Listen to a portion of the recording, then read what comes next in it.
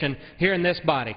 This Republican freshman class is taking the bull by the horns to bring home the issue to the American people and let them know we're trying to solve these problems. So I commend him, and I'll yield back. And I appreciate that. If I may, I'm going to wrap up. Yep. I'm going to wrap up. We came here for a cause. We did not come here for a career. And if you cannot win the debate by using facts, and if you have to use fear, then shame on you. Shame on you. Go home. Go home. If you don't want to fix it, if you don't want to play by the rules, if you don't want to make America sleep safely again and sleep soundly, then go home. There is a level of fairness that needs to be played by. And I will tell you this, I have never in my life been subjected and have watched seniors been put through so much, and it's not necessary. If it's about your party, and if it's about trying to convince them, then doggone it, you're using the wrong message. Let's make sure that we fix it for the future, that it's there for our seniors and it's there for our children. And with that, I yield back. Thank you. Thank you very much for that. Now I yield to the lady from New York. Thank you, Mr. Chairman. I want to commend my colleagues from South Carolina and from Arkansas for putting together this hour, which is of so much value. I am here as a physician who's also a member of Congress. I've had the privilege of taking care of elderly patients for 16 years in private practice and in hospital settings, and I have two parents whom I cherish who have been Medicare recipients for many years. And the facts of the case, as our colleague from Pennsylvania has aptly pointed out, we have to go by the facts of the case, and as a doctor, that's what we always did, and approach them with compassion and sensitivity, to be sure. But the facts of the case are that we currently have roughly 10,000 Americans, baby boomers, now entering Medicare eligibility every day. On average, each of them will have contributed approximately $110,000 in payroll taxes over their lifetimes, and that's a lot of money, there's no question. But Medicare will spend, on average, it's projected, approximately $330,000 on their care. And as all of us can tell, unfortunately, that's not something that we can sustain. That's not something that our children and our grandchildren will be able to pay for. That is what is threatening the future for everyone, including our seniors and including all of us who will be senior citizens, good Lord willing, by and by. We know that in the Affordable Care Act, measures were taken to control the cost of Medicare. One of the measures, in fact, took funding away from Medicare, roughly $500 billion. Thank you, Doctor. So we know we need to do something about it. The way the Affordable Care Act approaches it is to have the Independent Payment Advisory Board, or IPAB, which is a board of bureaucrats that's going to decide how money is spent on our seniors' care. I, as a doctor and as a daughter, would much prefer to see us have that choice, and that's why premium support makes sense. Thank you. Thank you, Mr. Speaker. Time has expired.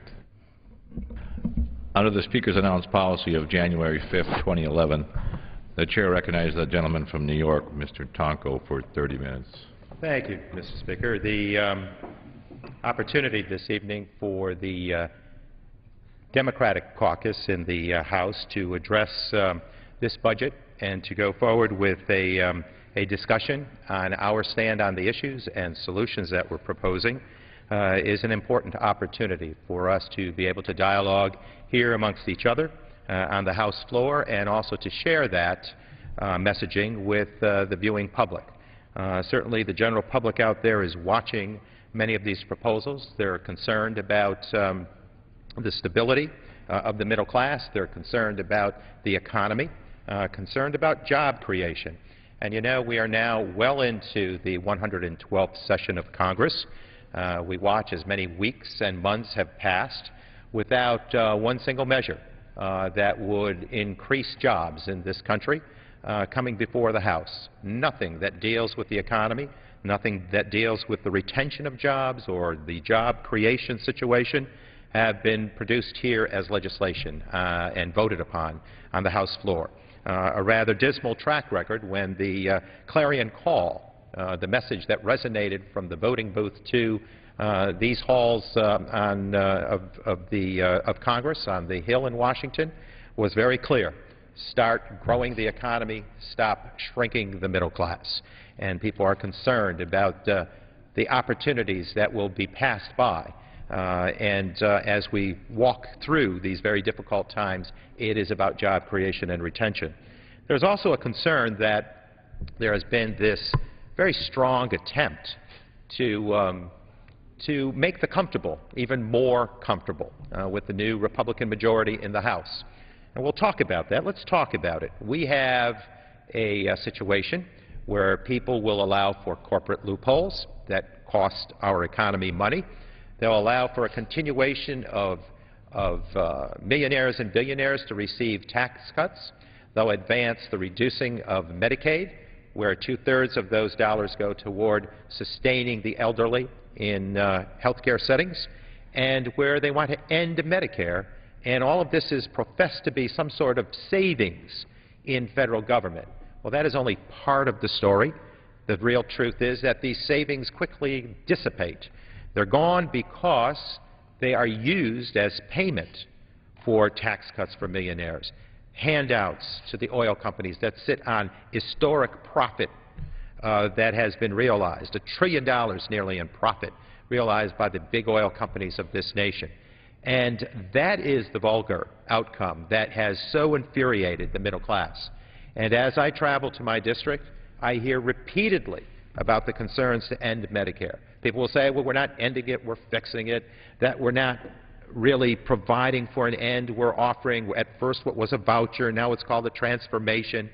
Look, as we shift risk from the government to the individual senior household, we are ending a benefit that has lasted for some 4.5 decades, that came about for the very reasons that seniors could not access an affordable health care plan, that there was cherry picking going on, that only the easiest to insure would be covered, that those who might have come with some pre-existing condition would be passed by, and where the affordable notion of a health care insurance premium, a policy that was unaffordable, was just beyond the grasp of our nation's seniors. And so it's why the program grew in strength and popularity, and why it has provided stability for our nation's seniors.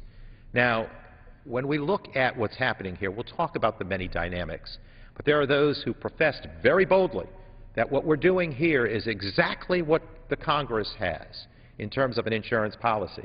Well, Congress has about 72 cents of its premium costs covered. With this plan, with this voucher plan initiated in this Republican budget, approved in this House, the Republicans suggest with their plan that it would be a 32 cents covered, every 32 cents on a dollar covered with their voucher program. And just what guarantee is there that the senior who shops will in fact land a policy that will cover them? So it's very concerning. And I will just hold up. We just recently did a mailer that informed people of the various reforms that are being proposed. We also solicited their input on what priorities they believe we should hold in our hearts and minds here as we move forward. And we've received a great supply of information already in the very infant days in responding. And as they come in, they keep growing more and more one-sided. But let me just hold up just what the first few days has produced. We have one pile here of speaking out against the Medicare end. This is one pile. We have yet a second pile, all received in the first few days of people receiving their mailer. You saw those two bulky piles. This is the response in favor of. Well beyond 90% of the return to date is don't mess with Medicare. Now, mindful, when we were addressing the Affordable Care Act, when we were holding town forums, when we were holding some 3,000 to 4,000 forums across this country discussing the health care reforms, how to improve it, what exactly is included, what the priorities ought to be, there were clarion calls of, ending Medicare, of death panels and all sorts of risks to the seniors and denying access and affordability. Well, we proved that that was not the case, that it was misinformation. This one walks right into that argument because it ends Medicare. It ends Medicare and it turns it into a voucher system, and it has everyone shopping in the private sector insurance market to get their coverage. And we can't allow this to happen. We have seen since the initiation of Medicare the growth in premiums in the private sector market, and that equates to some 5,000%. That's a huge increase. But, you know, there are friends out there that helped bring along candidates to this House, and I think it's time for them to come forward, as they believe, to get some sort of return on that investment. Well, we cannot afford to have that investment come down onto the senior community, because we know it would be devastating. And so we're going to continue to do battle to fight that Medicare issue. To end Medicare would be devastating to our nation's seniors. Can we make it stronger? Absolutely. Can we provide more stability? Absolutely. That began in the ACA, the Affordable Care Act. We're going to continue to work on it. But seniors did not tell me, and I talked to my colleagues, they did not tell colleagues across this nation, go back, we want to return you to Washington, end our Medicare program. They said absolutely the reverse, and they knew they were benefited by it. There are a number of other things that attack the middle class, working families of this country. We're going to work to make certain that there's not an attack on the middle class, because that attack that drains worthy programs of dollars then gets transferred over to payments for millionaire tax cuts, billionaire tax cuts, big oil handouts, and corporate loopholes to be paid for. We're joined this evening by a very good friend. I'm joined by a very good friend who's entered the House this year as a freshman member. He is the former mayor, I believe, of Providence, Rhode Island. He now represents Rhode Island's 1st congressional district. He has been an outspoken voice. I'm impressed with David Cicilline's absolute impassioned voice to save Medicare. He has been outspoken on the House floor. He's been outspoken in our caucus. And it's a pleasure, Representative Cicilline, to have you here this evening to talk about this Medicare situation and perhaps what you're hearing in your district.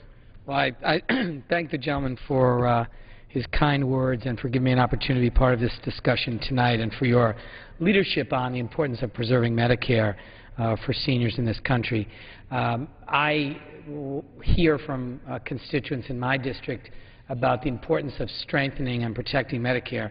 And to give you an idea of how important this issue is in Rhode Island, more than 170,000 Rhode Islanders rely upon Medicare for reliable, quality, and low-cost hospital and medical insurance, as well as prescription drug coverage.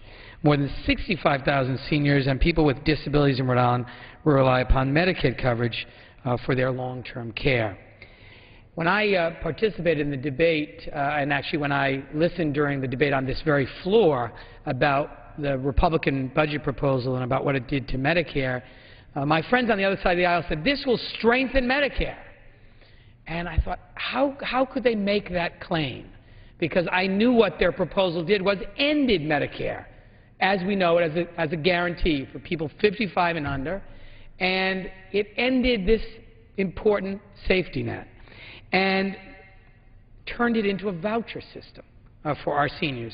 Now, I unfortunately no longer have my grandparents. They've all passed.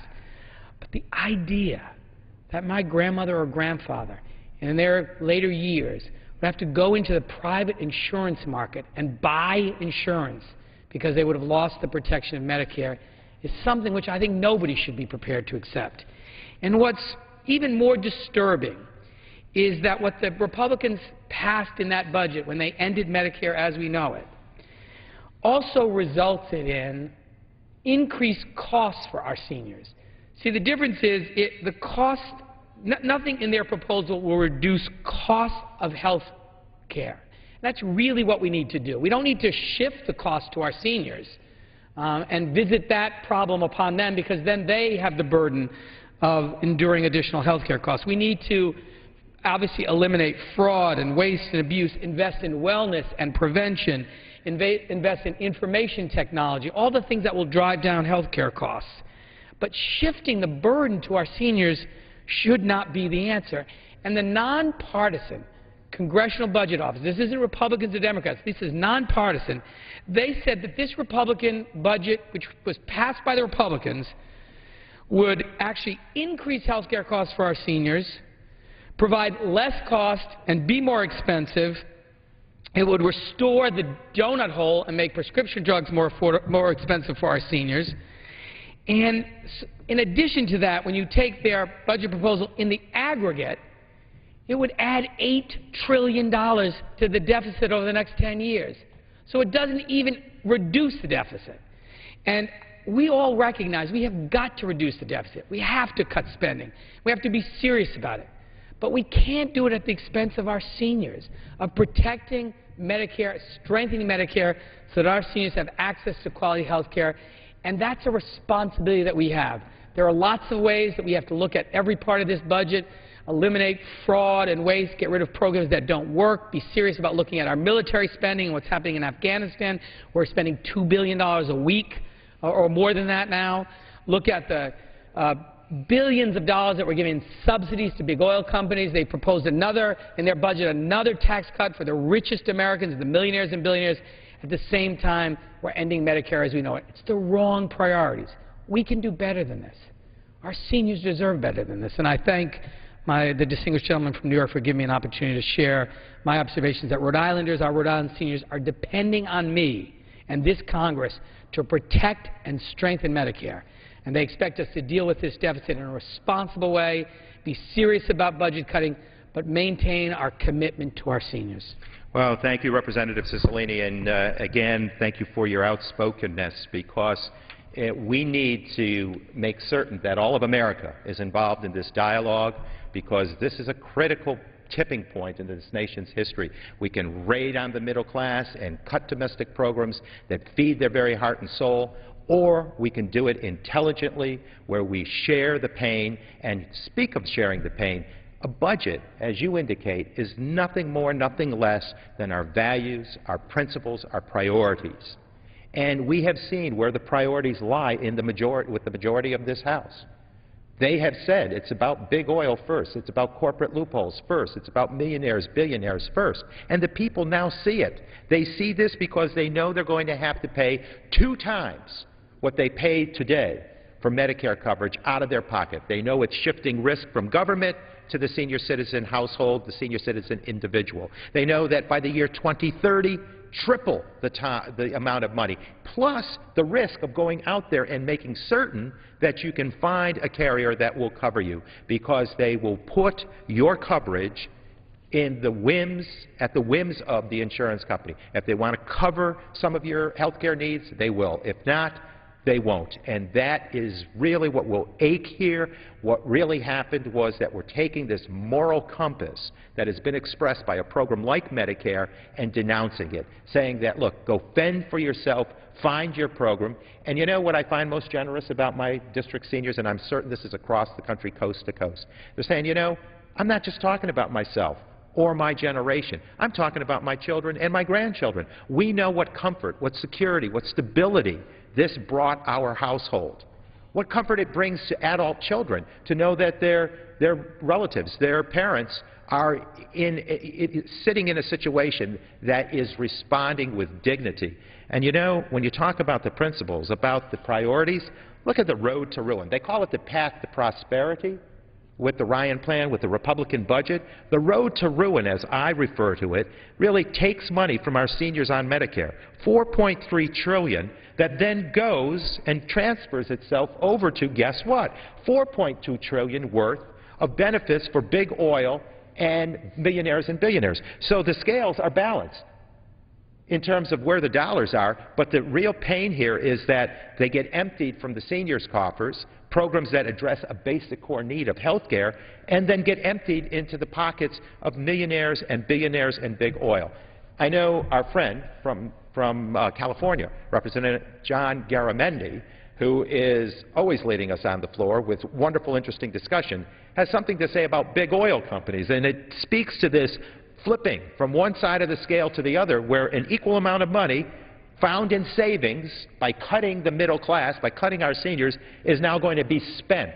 It's not savings. It was accruing the dollars necessary to just transfer over in some sort of way, in some sort of painful way, that finds itself with oil companies, millionaires, and billionaires. Representative Garamendi, please. Mr. Tonko, thank you very much for what you're doing, bringing up this critically important issue. And as you were saying, nothing more important than the question of who we are as Americans and our values. What is it that we really care about, and how do we structure, how do we create a society that reflects those values? Before 1964, the largest segment of the American population that was in abject poverty were seniors. They had no health care, they couldn't get insurance, and they were basically the poor of the poor. But as a result of the fundamental goodness of America, Medicare was created, a medical insurance program for seniors so that they would have available to them doctor services and hospital services. And it worked. Now, I was the insurance commissioner in California for 8 years, elected statewide by 34 million people to oversee, to regulate the insurance companies. And in that process, we were looking and watching the Medicare program. It wasn't a private insurance, but it was part of the health insurance system. And we knew that it worked. It's exceedingly efficient. It works for less than 2%. You got a nationwide insurance policy. Wherever you are in America, you get the exact same insurance policy. Doctors know how to bill health insurance. Hospitals know how to bill. It is efficient. It is effective. It works. And more than that, is an expression of the basic goodness of America. I was surprised, shocked, angered when the Republican budget came forward and proposed that Medicare be terminated for all who want to live to the age of 65. Terminated, ended. That wasn't all that the Republicans proposed. They proposed that not only would it be terminated, but that all future Medicare enrollees would be given a voucher worth about 1/2 the cost of insurance and told, go to the insurance companies and buy a policy. Wait a minute. Wait a minute. Time out, Mr. Republican. Time out. What are you saying? You're going to take the population that has pre-existing conditions. There are very few that are 65 years of age that don't have pre-existing conditions. And you're going to turn them over to the most voracious sharks in this nation, the health insurance companies? No way. No way. They're going to get chewed up, spit out, and uninsured, or else charged a small fortune. This is the most un-American, the most inhumane thing that could be imagined for seniors, tomorrow's seniors.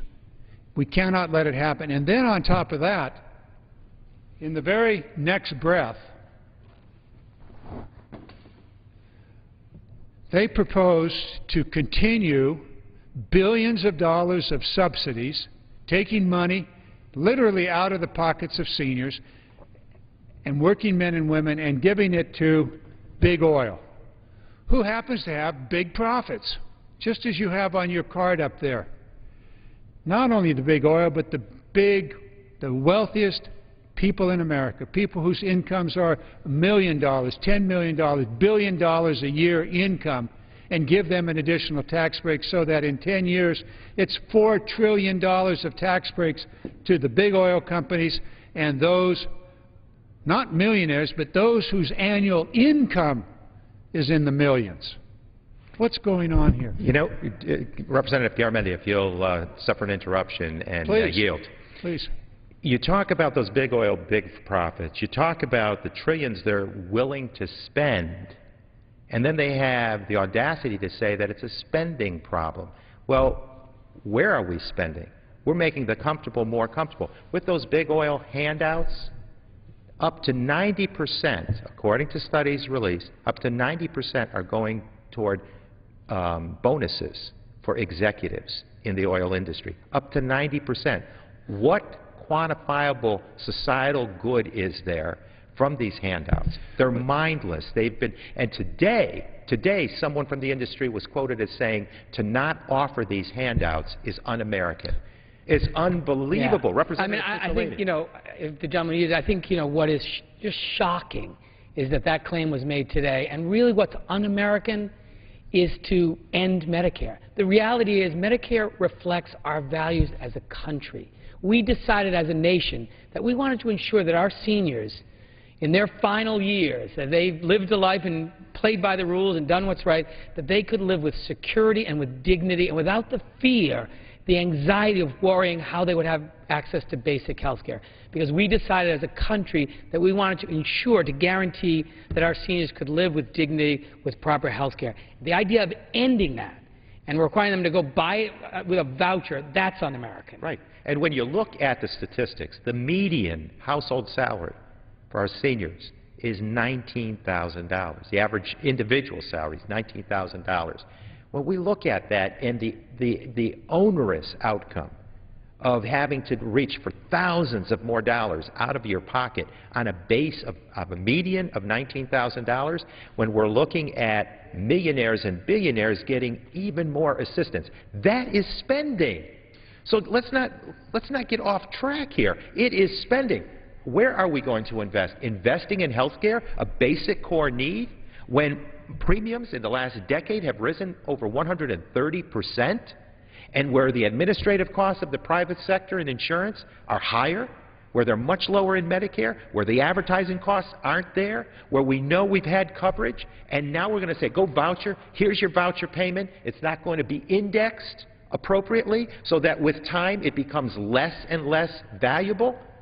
This is the kind of un-American behavior that we're witnessing here. And then people get upset saying that they're lies, they're fear tactics.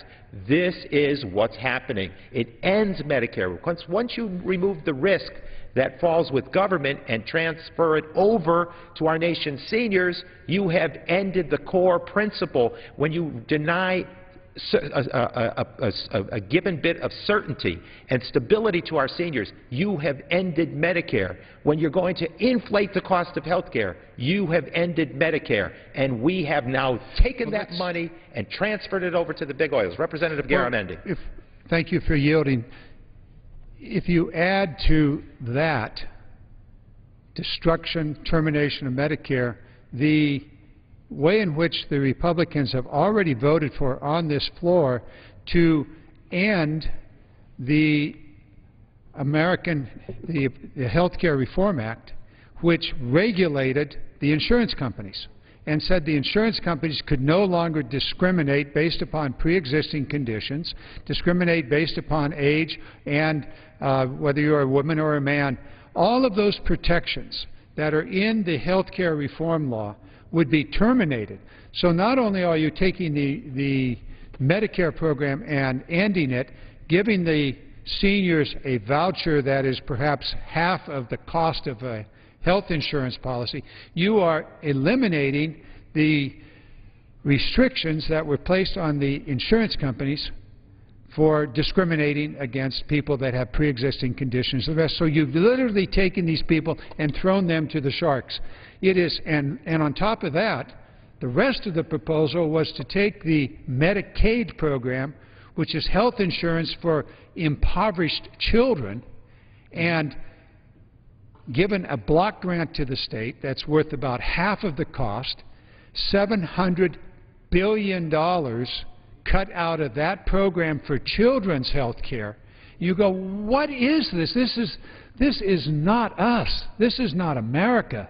These are harsh, cruel programs that are being foisted upon the American citizens. Well, I yield back. Representative Garamendi, if you will, that Medicaid cut also will impact the nation's seniors, because when they're in institutional settings, we know that about 66% of the expenditure is for our seniors. And again, we understand the compassion that is required. We know the American spirit to respond to those who have served society so well, and in their golden years they need the assistance.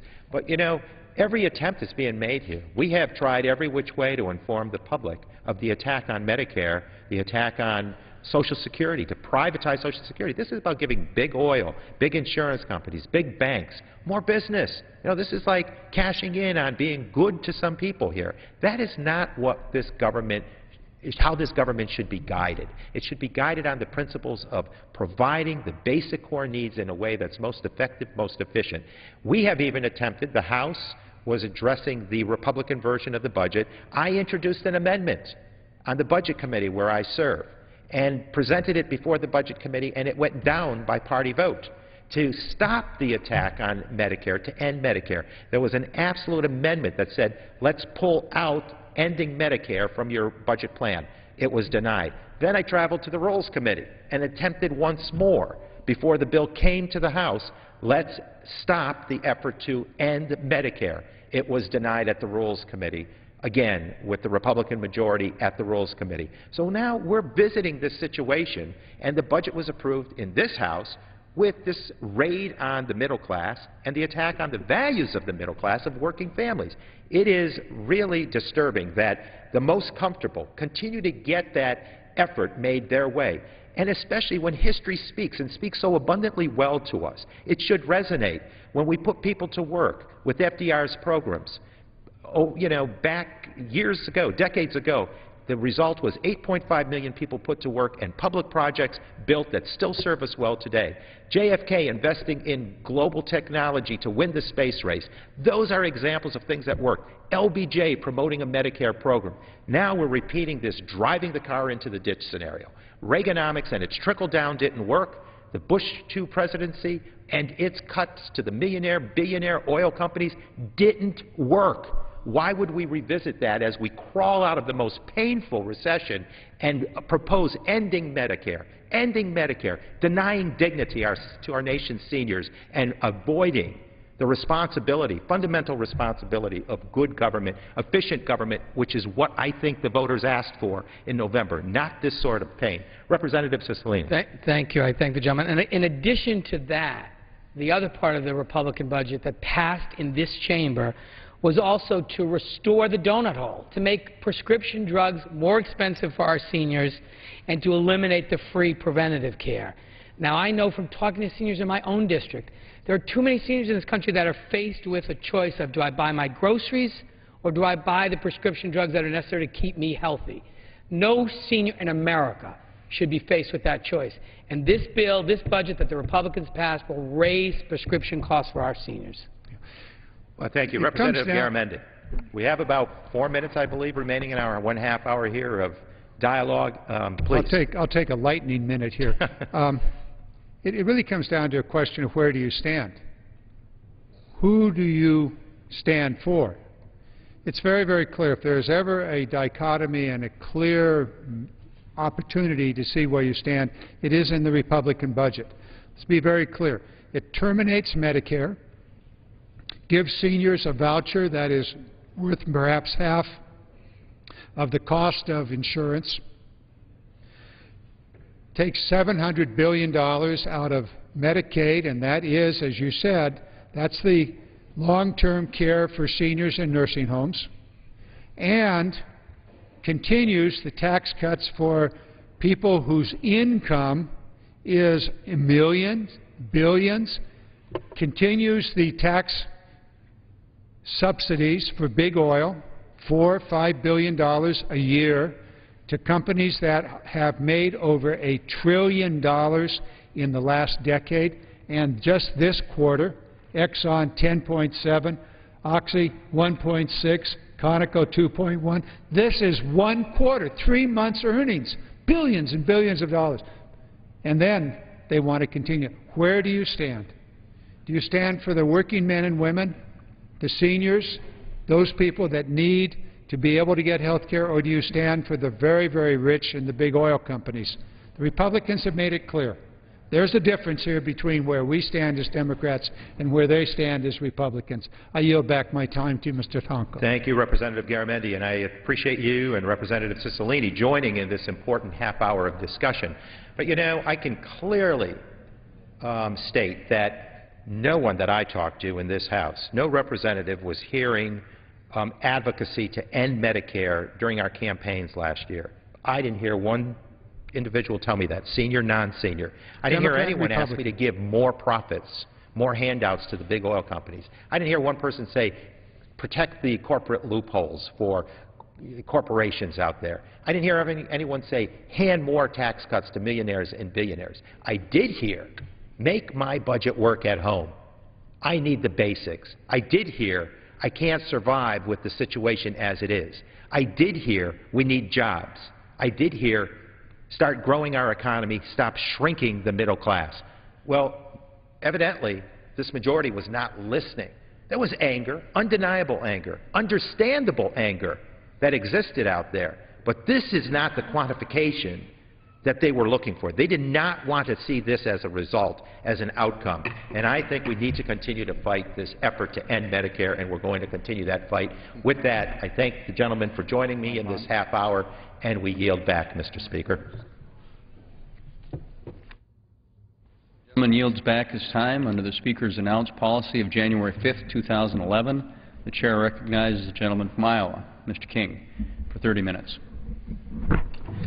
Thank you, Mr. Speaker. It's my privilege to be recognized to address you here on the floor of the United States House of Representatives in this great deliberative body. And I came here to talk about a different subject matter, but after I listened to my colleagues for a little while, I believe it's pretty important that we set some of this record straight. I don't know where they'd be satisfied. It seems as though the attack is on anybody that's in free enterprise, and the support goes to anything that is government, anything that raises taxes and grows government is good, and anything that taxes free enterprise and especially profits, those evil profits, are bad. That's the theme that I hear from the gentleman who spent the previous half hour or an hour demagoguing the issue of big oil and big insurance companies. This is particularly appalling to me when I walk in here on the floor and I hear a statement made by the gentleman from California saying this: you're going to turn them over to the most voracious sharks in the country, the health insurance companies. Well, if it happens to be that the health insurance companies are operating without competition, keeping their prices down, why didn't the gentleman or others that might believe that engage in the health insurance industry? The President of the United States made it very clear. He said he wanted more competition in the health insurance industry. He wanted to create a government-run, government-owned health insurance industry as part of Obamacare. And he didn't realize, I don't think, when he uttered that statement, that there are, at least before Obamacare was passed and began to knock the competition out of the way, that there were 1,300 health insurance companies in America. 1,300. And over 100,000 policy varieties that one could choose from, depending on the state that you might live in. That's a lot of companies, and they've all been shot down here with a blanket allegation that they're voracious sharks. How can anybody be a voracious shark if there are 1,300 companies to compete against and 100,000 policies to choose from? Surely there's something there that would satisfy the gentleman from the perspective of that array of variety that was available before the President decided he wanted to make the 1,301st insurance company be the federal government and perhaps give us a half a dozen or so policy varieties with a community rating that compressed it down, that raises the health insurance premiums for the youngest, lowest income people among us and subsidizes the premiums for the highest income people among us. That's Obamacare, Mr. Speaker, and it clearly is. And the gentleman seemed to have forgotten. And it clearly is. And the gentlemen seem to have forgotten what they all worked together to do to America over the last 19 months. They worked to impose Obamacare on 300 million Americans, 306 or so million Americans. And they come here on the floor tonight to talk about the effort on the part of Republicans to try to save this republic from the voracious appetite of government. Government. The voracious shark of government that feeds upon the sustenance of the American people, that puts into debt every single person, every man, woman, and child in America, and puts the mortgage on their head the day they are born. Last fall, I talked about my granddaughter, my most recent granddaughter, Reagan Ann King. She's about 7 months old now, 6 to 7 months old. On the day she was born, her share of the national debt was $44,000. Welcome to America. Welcome to the world. Welcome into life. You owe Uncle Sam $44,000 and the interest is building. The interest is building, and this young lady is going to have to work a long time to pay that off. You know, I hear the same members over here, at least from the same party, talking about the average debt that a college graduate has. Student loans are costing too much money. They had to confiscate all of the access to the marketplace for the free market on student loans and turn it completely into a government-run operation because they believed that somebody was making money off the interest. And they lamented that an average student loan that was, when someone graduated from college, was in the area of maybe $20,000 to $40,000. But it doesn't concern them that their policy and the President of the United States and the former Speaker Nancy Pelosi and the Majority Leader of the United States Senate Harry Reid, the three of them, the ruling troika, President Obama, Nancy Pelosi, and Harry Reid, could get in a phone booth and do what they would to America, and they have driven up this national debt and deficit to the point where it is appalling to the fiscally responsible Americans that pay their bills on time with the paycheck that they have, with the amount that's left after they pay their taxes and their payroll. And they want more government, more taxes, more irresponsibility. They want the non-productive sector of the economy to feed on the productive sector of the economy.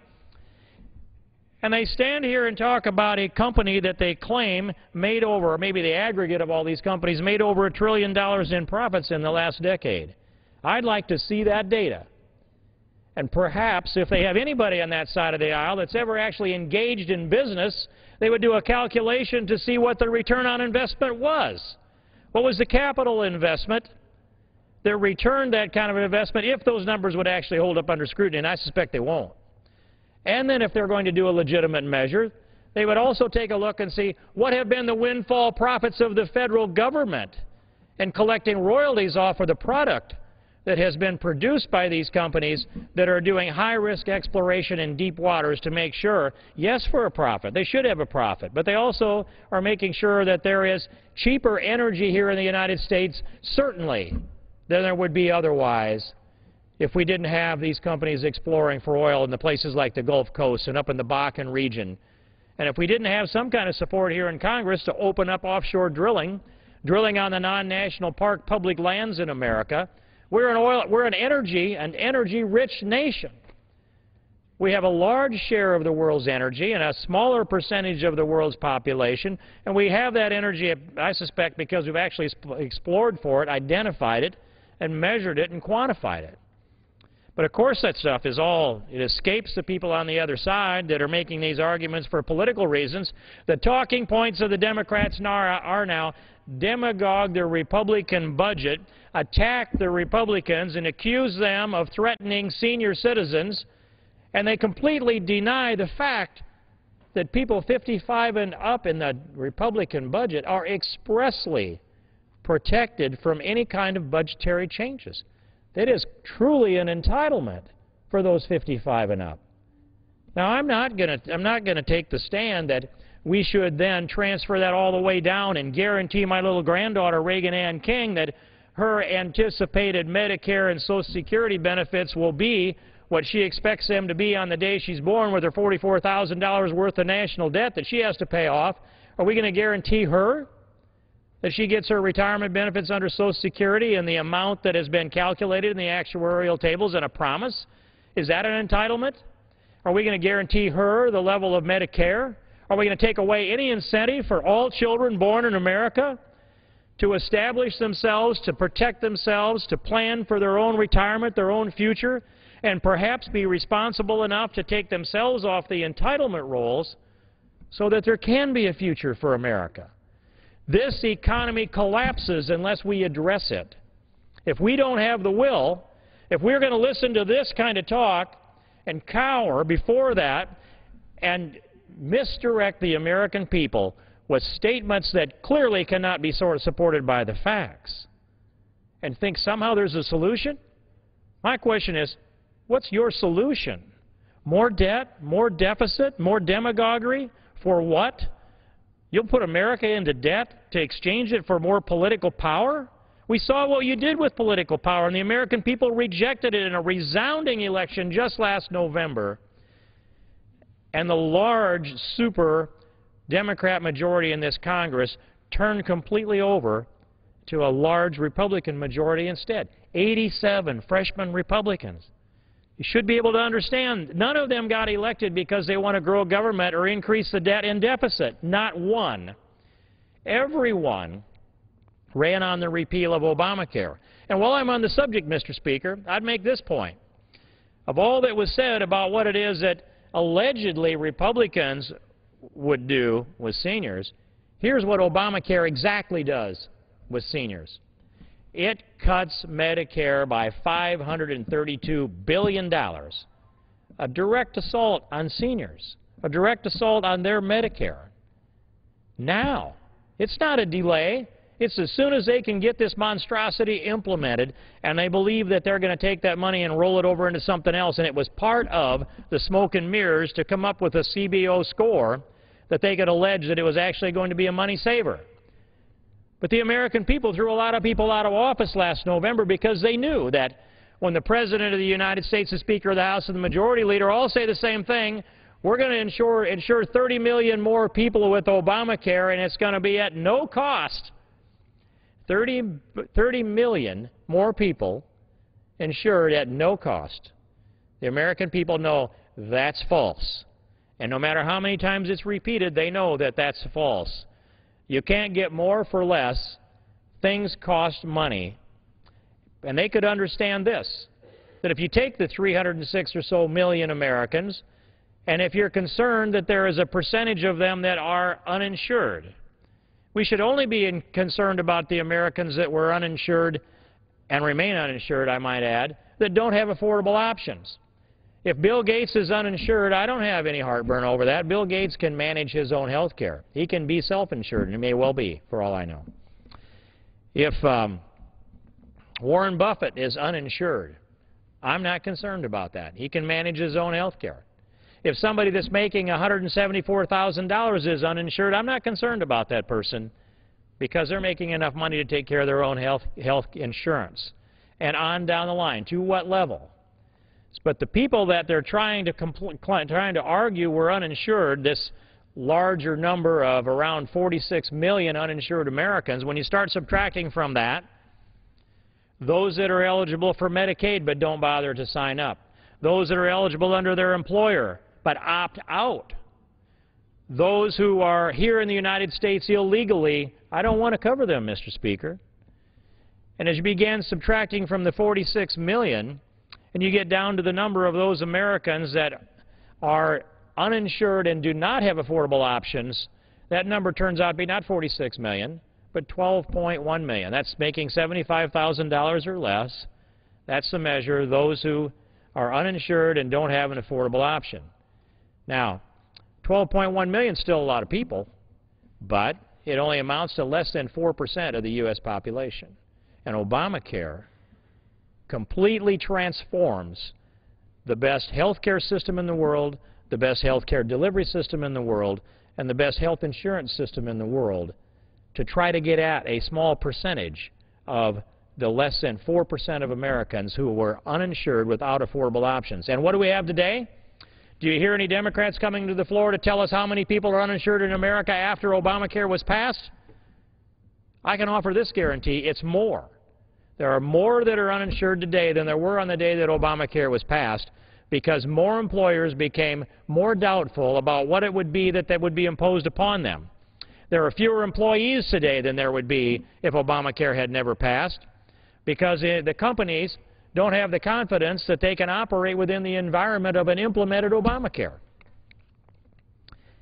And I listen to demagoguery on big insurance companies, big oil, big banks. Well, America is set up on competition. And if these companies have such a market share and such an advantage that now they can take unreasonable profits from the marketplace, somebody's going to get in the market and they're going to start a bank, an oil company, or insurance company.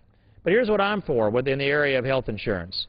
I want to allow people to buy insurance across state lines. I want the people in New Jersey, that the young man that's buying a typical policy in good health roughly at age 23 for $6,000 a year, that's before Obamacare passed.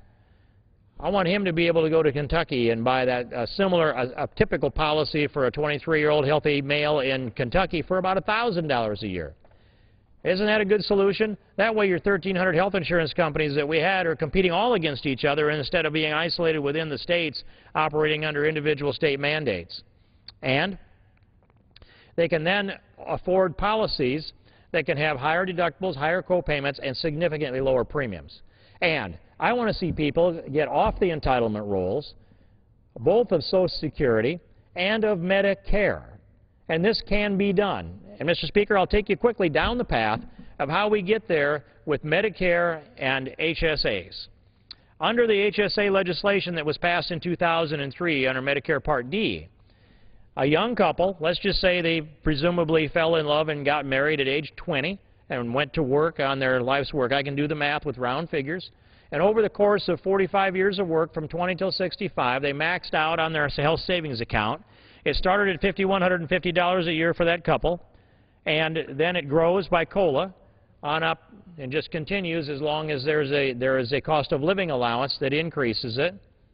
And if you subtract from that amount $2,000 a year that would come out of their health savings account in what we might call typical expenses of health care, going to the doctor, doing those things that you don't want to put on your insurance policy, and you compounded the balance of that health savings account at 4%, which is historically accurate, and I did this math before we've had the downturn over the last 2.5 years. It comes up to this. That couple would arrive at Medicare eligibility age 65 with a health savings account that had $950,000 in it. $950,000, Mr. Speaker. Now, the liability, the present value, present negative value of a individual that arrives at Medicare eligibility age today is about $72,000. That's the average that we would be paying, the federal government would be paying for health care benefits for the duration of the life of the individual after they reach 65, Medicare eligibility, $72,000. So the couple then would be at $144,000, and you have to adjust it for inflation, but I'll just go without tonight for the purposes of mental figuring. So you would take the $950,000 and you subtract $144,000 to take care of what would be the premium for a Medicare replacement policy, a paid-up Medicare replacement policy similar to an annuitized health care plan for life. And now you're in this area of, let's just say, $806,000 would be the balance in your health savings account. $806,000. And what's the federal government's interest in that health savings account after that point? They want to tax it as regular income as it comes out of that account is being spent by the individual. Or they want to tax it as a death tax later on if the people are, once they pass away, that to tax it on the way to their heirs, the death tax. Why wouldn't this federal government offer to the people that have their health savings account, why wouldn't it offer them this? Buy a Medicare replacement policy, and you can keep the change tax-free, and you can will it to your children, or you can use it as a pension plan. And now we're already solving this situation of Social Security, Medicare, by allowing HSAs to grow and let people manage their own lives. That's the kind of thing that we need to have going on for solutions, not demagoguery, not trying to conflate the philosophy of a budget that's designed to get us to balance. Where's your balanced budget over there on that side of the aisle? Is there a single one of you that will stand up and tell me that you've offered a balanced budget?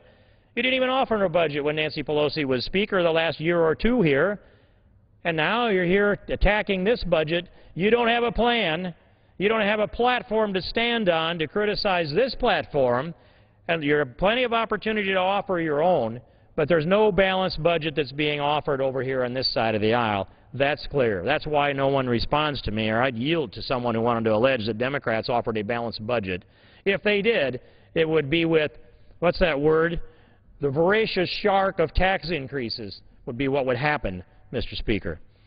So I think perhaps we've dispatched what took place in the previous half hour or an hour, and I will then now, without segue, transition into the subject matter that I came here to talk about. Excuse me. And that's this. Day before yesterday, I listened to the President's speech that he gave in El Paso, Texas. And it was a surprising in a way, a bit shocking in a way. It was a political speech on immigration. I mean, that's clear, and the people that analyzed it came to the same conclusion that I did, Mr. Speaker. But as I listened to the President of the United States, who was standing in El Paso, very near the border of the United States, begin to ridicule people who want border security. Well, first he uttered the breathtaking statement that the border fence is, quote, basically complete, close quote. Mr. Speaker, the border fence is basically complete, uttered by the President of the United States. I have a few data points I think he should go back and revisit. One of them is, Mr. President, there are 2,000 miles of southern border, about 4,000 miles of northern border, but just dealing with the southern border, 2,000 miles of southern border. Now, whatever it was that Janet Napolitano told you, Mr. President, here are the facts on the border fence as of today as constructed. Out of the 2,000 miles, there are 350 miles of pedestrian fence. That's called primary fencing. That's a fence that you don't just walk through. It's a bit of a barrier. They get climbed all the time, but it's a single fence. Often it's a chain link fence. I don't know if they're referring to the barbed wire fence. I suspect not, because actually I think we've got a little bit more of that on the border. But even the federal government, Department of Homeland Security, claims that their primary fencing, pedestrian fencing, is 350 miles out of the 2,000 miles.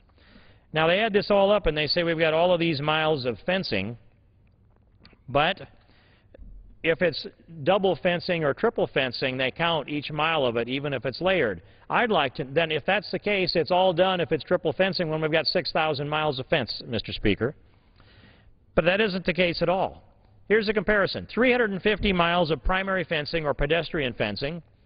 Now, we know that a single fence doesn't do us a lot. It slows some traffic down and it gives a line of demarcation. Double fencing slows them down a lot better, and it sets up kind of a no man's land that we can patrol and sometimes catch illegals inside of that before they climb the second fence and go off into the underbrush. So of this, the secondary fencing that they have, there's not 350 miles of that. Remember, 2,000-mile border. Secondary fencing, 36.3 miles. Now, remember the primary fencing, 350 miles, the secondary fencing, 36.3 miles. I'm going to tell you that we don't have a lot of effectiveness until we get to at least the secondary fencing component of this. So of 2,000 miles of border, 36.3 miles of secondary fencing. 36.3 miles is kind of what you can say is somewhat built. But a lot of it requires also triple fencing. And I've been down to visit the triple fencing, and that exists in a number of places, and it exists a very effective way in San Luis, Arizona, and the southwest corner of Arizona, of course, on the Mexican border. Now, when you look at the border, out of the 2,000-mile border, the fence that is, they call it tertiary, what's the third layer of fence. Now you have 350 miles of primary fencing, 36.3 miles of double fencing, and of that 36.3 miles, 14.3 miles are triple fencing. The triple fencing, as far as I know, has never been defeated by anyone. They go around it. They may tunnel under it sometime, but they've not defeated the fencing, and it's been pretty effective. But if you've got effective fencing at 14.3 of the 2,000 miles, and within 220 yards of that fence, and that triple fencing, by the way, there's triple fencing at El Paso. The President is standing within 220 yards of triple fencing at El Paso, arguing that the fencing is basically complete and ridiculing Americans that want border security by saying that, now I'm just going to conclude myself in this, that we'd never be satisfied. We keep raising the bar. Well, no, I always set the bar up pretty high. I don't think I need to raise it. Reminds me of what Margaret Thatcher once responded to a student when she was in Iowa, asked her the question, what have you changed your mind on since you left office? And she thought a little bit and she said, goodness, I was in office 11 and a half years. My principles were very soundly based I saw no reason to change them. Well, the principle that I've laid out for border security as far as infrastructure on the border is this. We've got 2,000 miles on the southern border, through which comes 90% of the illegal drugs consumed in America, and I don't suggest that we have to build 2,000 miles of triple fencing. I want to build a fence, a wall, and a fence. Yes, that's effective. It's cost-effective as well. And I only suggest that we build that fence until they quit going around the end, Mr. Speaker. That will be the measure. That's how we'll know if it's effective. If they're going around the end, we'll extend a few more miles. If they keep going around the end, we keep building. If the illegals are still entering the United States, then we'll build it from Brownsville all the way up to San Diego or Tijuana if you prefer. But the President said the fence is basically complete, and he's basically got 14.3 miles of completed fencing on 2,000. I don't think anybody's going to think that that's a very basic completion, and I should have perhaps done this math, but if I just do 14.3 miles and I divide that by 2,000 miles, I get, let me see, 0.7% of completion. That would be the President's idea of basically complete. 0.7% of the entire 2,000-mile border has triple fencing on it, and 2.5 times more than that. So maybe you'd have, well, let's say 18 or 19, 1.9% completed if you just consider the double fencing instead of the triple fencing. And the President's making fun of people that might want to moat. I have a picture here. I've flown that within the last couple of months in a helicopter to evaluate the border all the way from, almost all of it, from El Paso across all of New Mexico and almost all of Arizona. And I know I've flown all at one time or another. But it occurred to me that the President's standing pretty close to the moat at the time, 220 yards away from right there at the border. Not only does it have triple fencing that Janet Napolitano made fun of, said if you show me a 20-foot fence, I'll show you a 21-foot ladder. But in El Paso, here's what we have. We have the Rio Grande River, moat number 1, water in it flowing down. You have a fence. You have a patrol road. You have another fence. Then you have a canal that has a fairly fast current in it and a lot of water with a concrete sides and bottom. Then you have another fence. So you have triple fencing, and if anybody's going to come into the United States, into El Paso, they've got to get across the river, sometimes swim, most of the time wade, climb a fence, avoid the Border Patrol that has a patrol road and stations posted along inside the column of the two fences, climb a second fence, get into the canal, swim the canal, get up over the top of the next fence and into El Paso. Well, Mr. President, it's not happening in El Paso because fences work, and by the way, the natural water streams there have been really useful as well. And I think that if I had any staff that stood me up within 220 yards of a structure like that to make fun of it, I'd probably have different staff the next day. Hope he takes a note on that, Mr. Speaker. And I make these points that the immigration situation in the United States is this. We have a GAO study, and this study that was just emerged here a few weeks ago tells us this. And I began asking the question, there are a number of people that die in the Arizona desert sneaking into the United States, and every one of those personal lives is a tragedy, and it's of high proportion to their families. But I began asking the question, how many Americans die at the hands of those who do get into the United States? And that study report comes out and tells us this. In the prisons in America, federal, state, and local prisons in America, there are currently incarcerated, and this is a very minimum number, this is a floor, not a ceiling. We know the number's higher, we know it's no lower than this, 25,064 criminal aliens that were arrested for homicide that are currently incarcerated in those prisons that I mentioned in the United States. That's 25,064 homicide victims at a minimum that we know of. And that's some of the price for us not securing our border. If we had 100% enforcement on our border and 100% enforcement over people in the United States illegally, then theoretically at least all 25,000 of those people would be alive. They would not be under the ground in the United States. One coffin at a time, an obscure village at a time, one tragedy in a family at a time, More than 25,000, certainly, a number that soars when you think of it, a number of multiples of the victims of September 11th. And we sit here and say, well, you know, it's only people that want to come here to make a better life. Well, it's not only that to the families that have lost victims to this. I just sat down and had a discussion within the last couple of hours with Tiffany Hartley, whose husband was a victim of the vicious murder out on the jet skis in Falcon Lake, just north of McAllen, Texas, September 30th of last year.